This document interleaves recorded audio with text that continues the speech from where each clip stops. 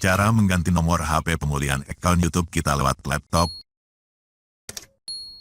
Langsung saja klik ikon atau foto profilnya. Lalu pilih akun Google.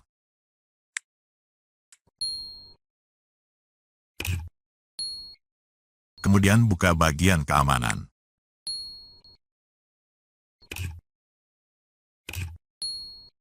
Lalu klik pada bagian telepon pemulihan.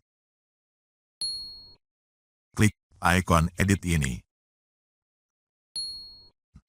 Nah, biasanya kita akan disuruh masukkan password akun YouTube kita terlebih dulu. Klik lagi ikon editnya. Update nomor telepon. Nah, sekarang baru kita bisa ganti nomor ini dengan nomor HP lain yang kita inginkan.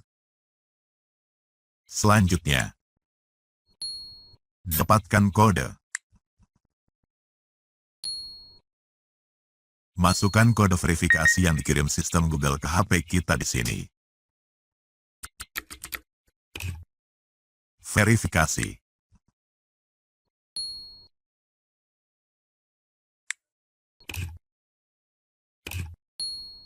Nah, berhasil.